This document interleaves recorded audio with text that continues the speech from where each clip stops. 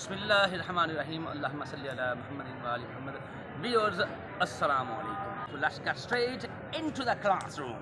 बच्चों अब मैं पढ़ूंगा नज़्म है हमद, इसके MCQs की जानिब, मारूजी सवालात की जानिब जो पेपर में आते हैं और आए हुए हैं और आएंगे, इन्हीं में से आएंगे इंशाअल्लाह अज़ीज़। देखिए ज़रा जी, 1904 में अल्ताफ़ हुसैन हाली को ख़िताब मिला जी शम्सुल उलमा का, शम्सुल उलमा का। कमली में मगन रहता है, ये अशार में से है। कौन? अल्लाह का गधा फ़कीर जी। अल्लाह ताला का एक बंदा हमद सरा है, कौन सा? नाफरमान। कौन सा बंदा? नाफरमान जी।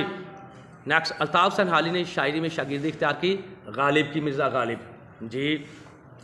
निसाब में शामिल हमद के शायर हैं ख्वाजा अल्ताफ़ हुसैन हाली। किसका रंग बयान सबसे जुदा है? बात करने का अंदाज़ सबसे जुदा है अल्ताफ़ हुसैन हाली जी, क्योंकि हमद में इसी का जिक्र है, याद रखना है। नेक्स्ट है, ऐसी नज़्म जिसमें अल्लाह ताला की सिफ़ात बयान की जाए कहलाती है हमद कहलाती है। अल्ताफ़ हुसैन हाली के मुताबिक रब्बे कायनात का कब्ज़ा है दिलों पर। कहाँ कब्ज़ा है? दिलों पर जी। अल्ताफ़ हुसैन हाली कहाँ पैदा हुए? पानीपत में। अल्ताफ़ हुसैन हाली के वालिद का नाम था जी एज़द बख्श, एज़द बख्श। सबसे मुकद्दम किसका हक़ है? अल्लाह ताला का। सबसे मुकद्दम किसका हक़ है? अल्लाह जी। डैश डैश के लुग़वी माना घुड़सवार के पीछे बैठने वाले के हैं, यानी कि घुड़सवार से मुराद होता है जो घोड़े पर सवार होता है उसके पीछे बैठने वाले के हैं। किसके लुग़वी माना? रदीफ़ के। किसके माना? रदीफ़ के जी। हमद में हाली का हर डैश दिल से टकरा के गुजरता है, हर बोल जी। अल्लाह का गधा मगन रहता है कमली में। कहाँ मगन रहता है? कमली में। अपनी ज़ात में खोया रहता है, क्योंकि अल्लाह का इरफान उसे हो जाता है। ये प्यारे बच्चों, MCQs के आंसर्स एक मरतबा फिर देख लें। ये आपने एक एक करके देख ही लिया है, मैंने सब पर निशानात लगाए हुए हैं, ये फिर पीछे से देख लें जी।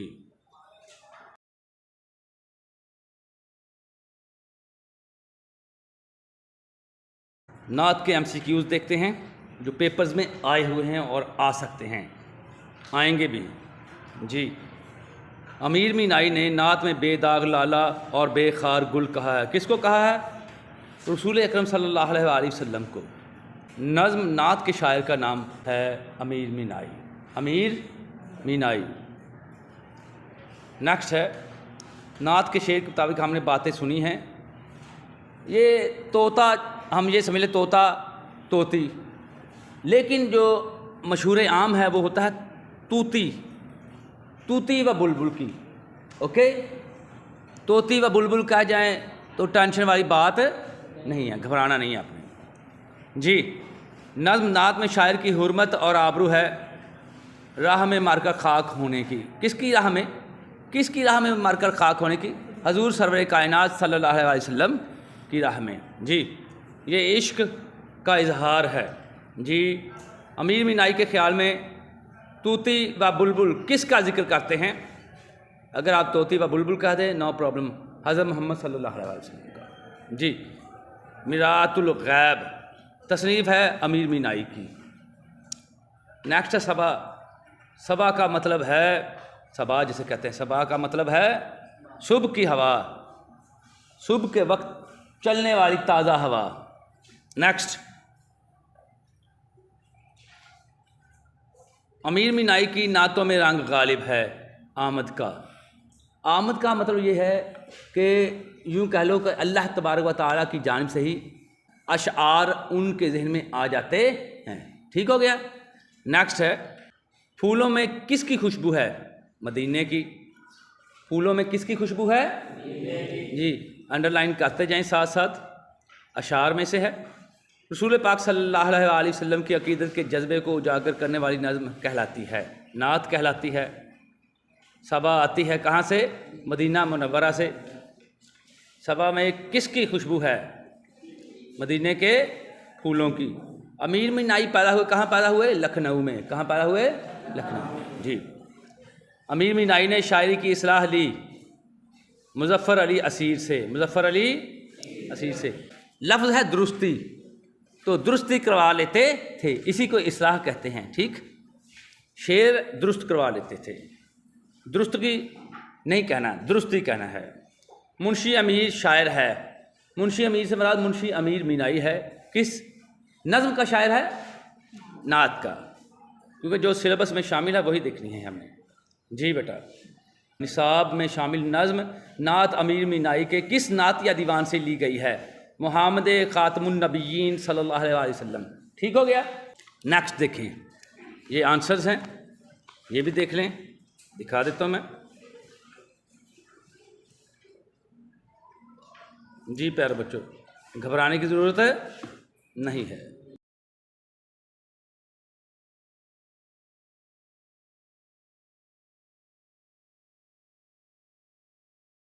اگلی نظم ہے برسات کی بہاریں۔ اس نظم کے امپورٹنٹ ایم سی کیوز کریں گے، توجہ دیں۔ یہ جو پوئٹ ہوتا ہے یا رائٹر ہوتا ہے اس کے بارے میں جو انٹروڈکشن کا ایک پیج دیا ہوتا ہے، اس کو ضرور پڑھنا ہے اچھے طریقے سے، ٹھیک ہے؟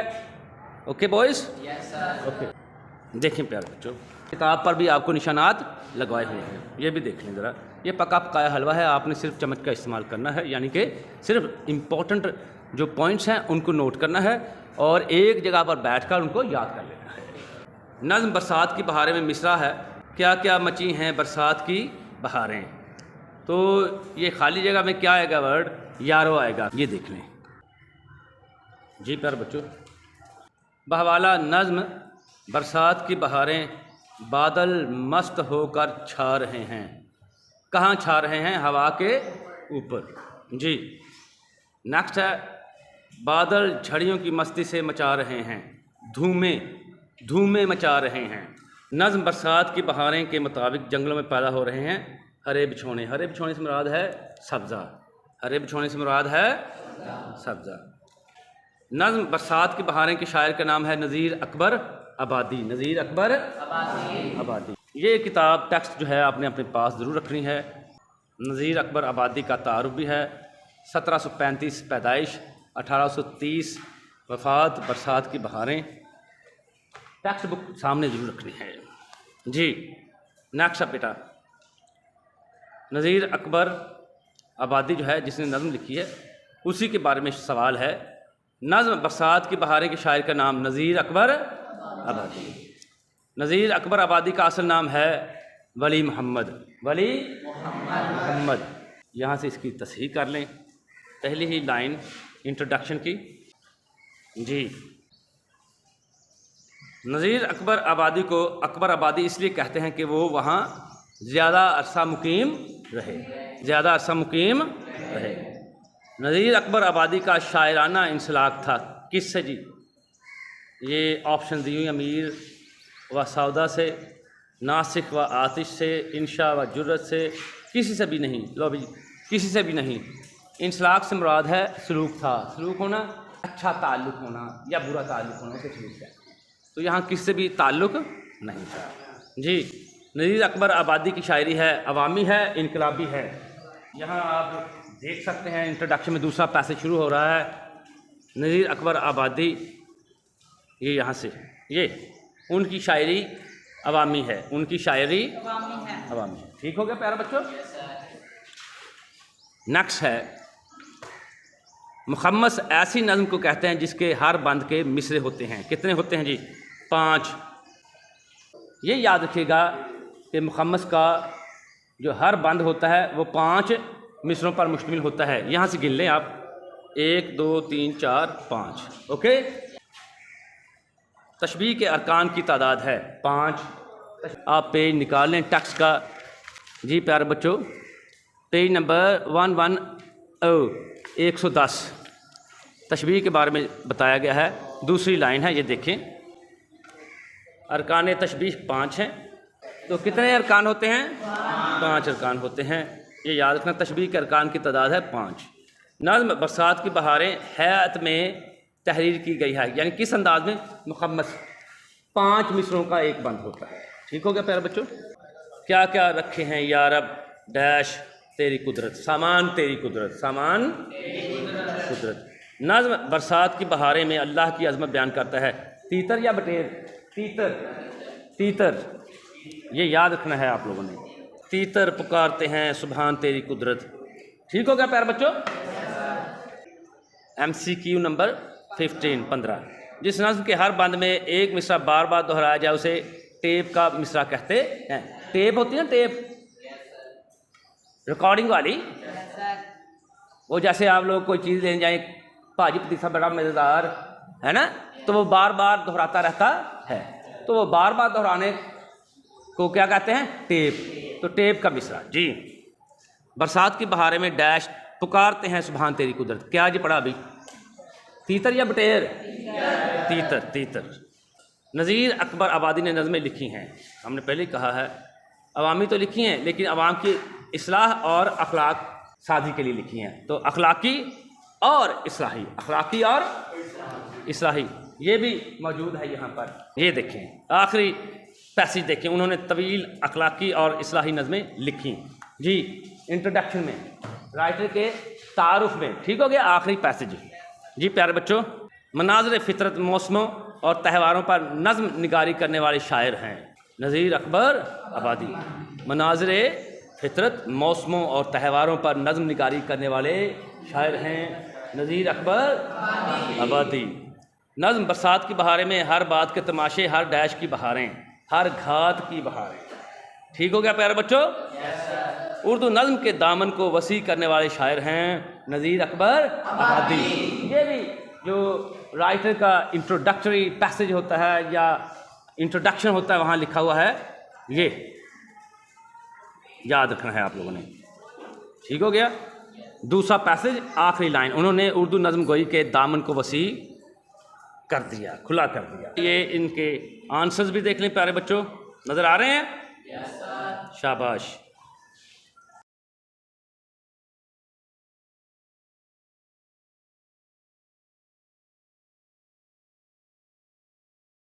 جی پیارے بچوں بڑھتے ہیں علامہ اقبال کی پوئم نظم پیوستہ رہ شجر سے امید بہار رکھ کی جانب. پہلا MCQ ہے اس نظم کا. علامہ اقبال رحمۃ اللہ تعالی علیہ نے سبق اندوز ہونے کو کہا ہے. سبق اندوز ہو کس سے؟ شاخ بریدہ سے، کٹی ہوئی شاخ سے. کس سے بیٹا؟ جی یہ تارو بھی بیچ میں آ جائے گا اور پھر یہ بھی دیکھتے جانا ہے. یہ دیکھیں 1 2 3 4 5 6 اشعار ہیں. 5ویں شعر میں دیکھیں شاخ بریدہ سبق اندوز ہو کہ تو ناشنا ہے قاعدہ روزگار سے. ٹھیک ہو گیا؟ تو سبق اندوز کس سے ہونا ہے؟ شاخ بریدہ سے. شجر سے ٹوٹنے والی ڈالی کے لیے عہد خزاں ہے، لازوال ہوتا ہے. جو ٹہنی ٹوٹ جاتی ہے نا درخت سے، اس پر کبھی آپ مجھے بتائیے بہار آ سکتی ہے؟ نہیں. وہ ڈالی یا وہ شاخ ہری ہو سکتی ہے؟ نہیں. تو وہ ہمیشہ کے لیے سوکھ جائے گی، خشک ہو جائے گی خزاں کا. ٹھیک ہے، اس کو سامنا کرنا پڑے گا، وہ ہمیشہ کے لیے خزاں کا شکار ہو جائے گی. جی نظم پیوستہ رہ شجر سے امید بہار رکھ کے شاعر ہیں. کیا نام ہے شاعر کا؟ علامہ کہنا پیارے بچوں، علامہ، علامہ نہیں کہنا. ٹھیک ہے؟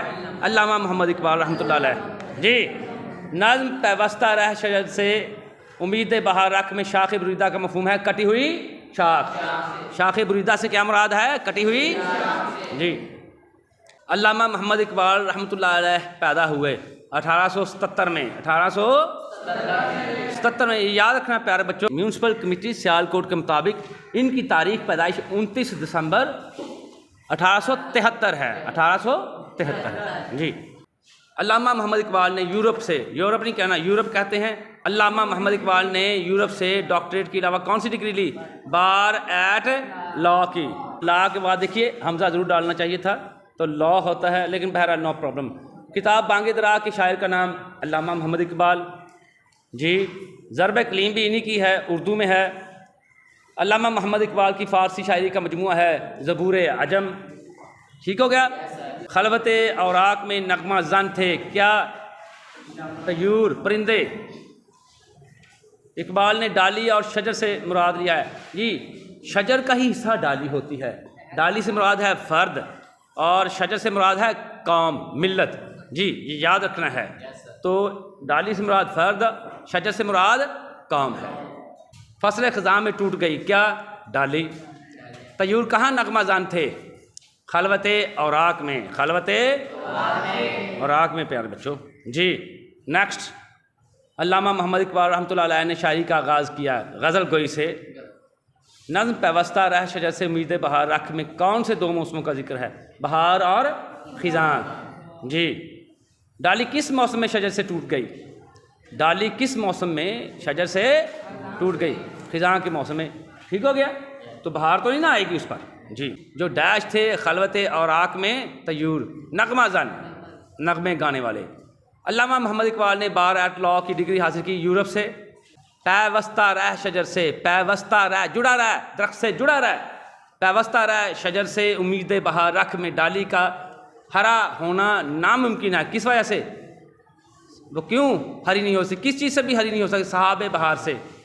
پیوستہ رہ شجر سے امید بہار رکھ میں ڈالی کا ہرا ہونا ناممکن ہے سحاب بہار سے، جو بارش برساتا ہے۔ تو بہار کے موسم میں جتنے مرضی بادل امنڈ آئیں، بارش برسانے کے لیے وہ شاخ جو کٹ جاتی ہے وہ ہری نہیں ہو سکتی۔ جی جیب گل کس چیز سے خالی ہے؟ زر کامل عیار سے، خالص سونے سے۔ خالص سونے سے کس کی جیب خالی ہے؟ پھولوں کی۔ مطلب جو مسلمان ہیں ان کے دلوں میں ایمان نہیں ہے، خالص ایمان نہیں ہے، یہ مراد ہے۔ جی پیارے بچوں اس کے آنسرز دیکھ لیں۔ پھر آخری نظم جو ہے شہدائے پشاور کے لیے ایک نظم، اس نظم کی طرف بڑھ جاؤں گا۔